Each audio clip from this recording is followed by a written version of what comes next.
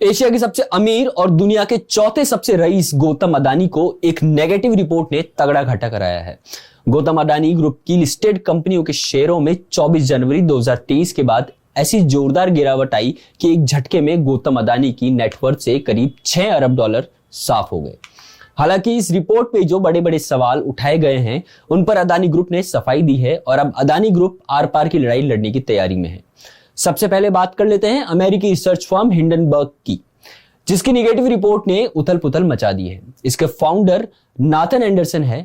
University of Connecticut से international business में graduate degree प्राप्त करने वाले एंडरसन ने एक data company FactSet Research System Inc से करियर की शुरुआत की थी। यहां उनका काम इन्वेस्टमेंट मैनेजमेंट कंपनियों से संबंधित था। फिर उन्होंने साल 2017 में अपनी short selling firm Hindenburg research को शुरू किया था। हिंडनबर्ग रिसर्च दरअसल एक फॉरेंसिक फाइनेंशियल रिसर्च फर्म है जो इक्विटी, क्रेडिट और डेरिवेटिव्स को एनालाइज करती है। हिंडनबर्ग में किसी भी कंपनी में हो रही बड़ी गड़बड़ी का पता लगाकर उस पर विस्तृत रिपोर्ट तैयार की जाती है और फिर उसे पब्लिश किया जाता है। इनमें अकाउंटिंग में गड़बड़ी, मैनेजमेंट के स्तर पर खामियां और अनडिस्क्लोज रिलेटेड प्रॉपर्टी ट्रांजैक्शंस जैसे फैक्टर्स पर विशेष तौर पर गौर किया जाता है। यह प्रॉफिट कमाने के लिए टारगेटेड कंपनी के खिलाफ बैट लगाती है।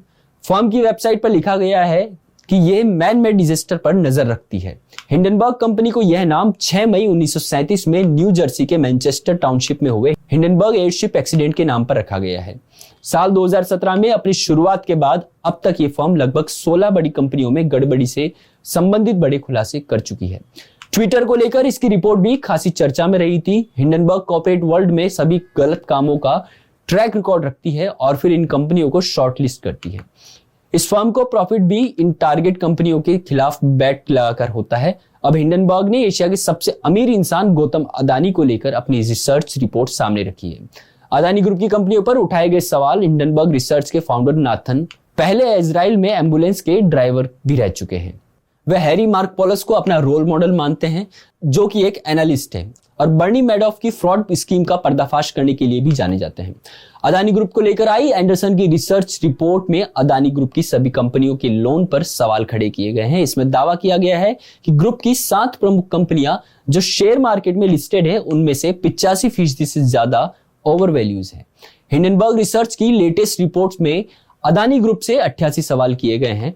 इस रिसर्च रिपोर्ट के आने के बाद अडानी ग्रुप की कंपनियों के इन्वेस्टर्स के सेंटीमेंट पर विपरीत असर पड़ा है और इसके चलते सभी कंपनियों के शेयरों में जोरदार गिरावट देखने को मिली है। इस रिपोर्ट के आने के बाद बीते बुधवार को अडानी की कंपनियों के शेयरों ने 6 से 7% तक का गोता लगा दिया था और इसका असर गौतम अडानी की नेटवर्थ पर भी हुआ था।